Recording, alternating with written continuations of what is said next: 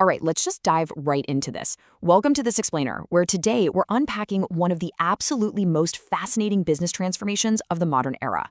We're looking at the strategy that took Domino's Pizza in India and totally flipped it from this occasional kind of premium Western treat into a daily mass market convenience habit for literally millions of people. If you want to understand how to scale a business by perfectly marrying operations with marketing, you are definitely in the right place. Now, what's so cool about this transformation is that it sets up our core thesis perfectly. See, Domino's India, which is operated by Jubilant FoodWorks, isn't actually just a pizza restaurant. That's a huge misconception. Fundamentally, they've built this highly optimized convenience and frequency machine. They sell affordability, taste, and crazy fast speed. They just happen to use pizza as the vehicle to deliver all of that. So to grasp exactly how they pulled this off, here's our roadmap. We're going to deconstruct their playbook across 5 pillars. Number 1, local tastes, global brand. 2, pricing for the masses. 3, the fast delivery engine. 4, data, tech, and loyalty. And 5, the unbeatable business ecosystem. Let's get right to pillar number 1, local tastes, global brand. Thinking global, acting local. So Domino's realized super early on that Indian consumers didn't actually want a copy-paste American pizza experience. No way. They wanted their own familiar, comforting Indian flavors, just delivered efficiently in a pizza box. We're talking paneer-based pizzas, a heavily vegetarian menu with really bold, spicy flavor profiles, and hyper-local inventions like the legendary cheese-burst crust. They didn't just import a menu, they basically reverse-engineered products for the Indian palate. It proves that to win a market, you have to truly become part of its food culture. And honestly, combining the universal appeal of gooey cheese with familiar local spices is just a brilliant recipe for mass adoption.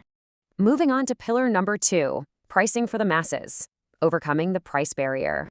To actually make that localized menu work, they had to execute a pretty radical strategic pivot. The traditional, totally flawed view of Western fast food in emerging markets is treating it like a premium experience. Getting customers to eat pizza occasionally for birthdays or big celebrations. Domino's completely threw that playbook out the window. Their single obsession became getting customers to order pizza repeatedly. And for that to happen, it had to become an affordable, everyday habit. They pulled this off through a really brilliant 3-tiered pricing model. At the entry level, you've got products like Pizza Mania, specifically designed to capture students and price-conscious families just to get them in the door. Then, you step up to mid-range combos, designed to bump up the average order value for everyday consumers who just want a quick dinner. And finally, they keep those premium indulgences, like cheese burst and large specialty pizzas, for folks willing to spend a bit more. By doing this, they capture literally every demographic simultaneously. Price is just never an excuse to say no. All right, pillar number 3, the fast delivery engine, operations as marketing. Think about this for a second. How does delivery actually become your biggest marketing weapon? Well, by December 2025, Jubilant FoodWorks had an astounding 1,995 stores across 421 Indian cities. They took that famous 30-minute delivery promise, while navigating some of the most chaotic, densely packed urban traffic in the world, mind you, and made it their entire core brand identity. They've even run 20-minute delivery experiments.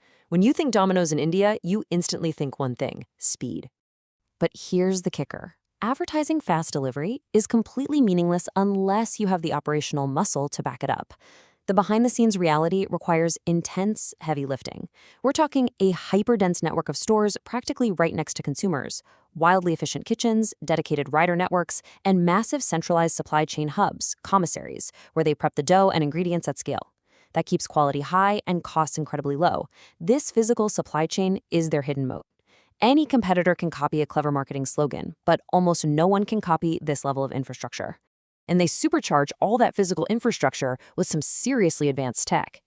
Jubilant uses an AI tool called Location.ai that crunches thousands of data signals to pinpoint the absolute perfect spot to open a new store and precisely map out delivery zones. It creates this beautiful self-feeding cycle.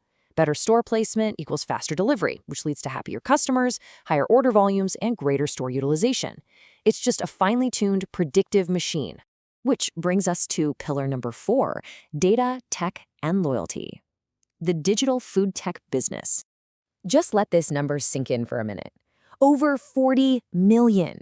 By the second quarter of the 2026 fiscal year, Jubilant reported that the Domino's Cheesy Rewards loyalty member base crossed the 40 million mark. That is a staggering scale of direct, completely unfiltered access to consumers. And those 40 million users, they aren't just placing orders. They're generating an absolute goldmine of data.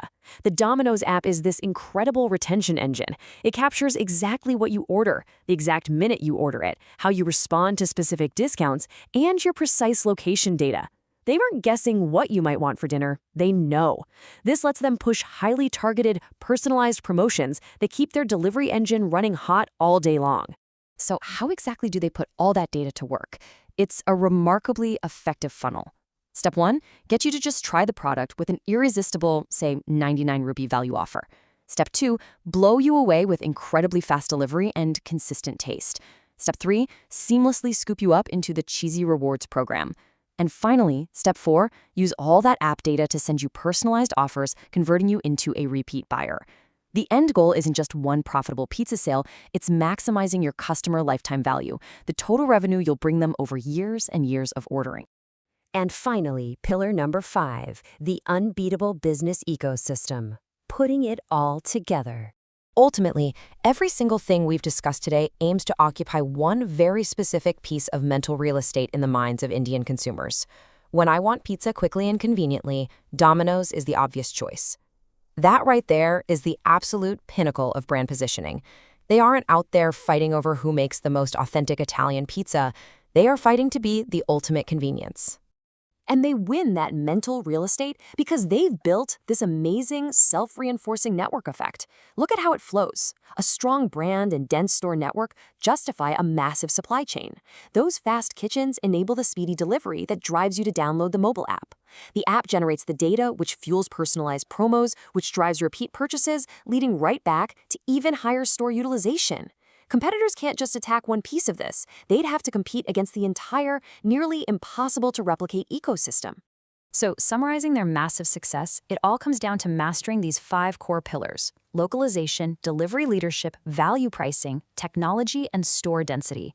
By nailing all 5, Domino's successfully destroyed the 3 biggest barriers for consumers in emerging markets: price, availability, and waiting time. They totally removed the friction, making it an effortless, everyday habit. So I want to leave you with a bit of a provocative thought today. Domino's didn't just sell pizza. They engineered an operational ecosystem that completely changed consumer habits. Thinking about your own industry or your own interests, what everyday product or service could you completely transform into a habitual daily convenience simply by applying better operations, localized pricing, and smarter data? It's a pretty fascinating question to ponder. Thanks so much for joining me on this explainer, and keep looking for the hidden systems behind the success.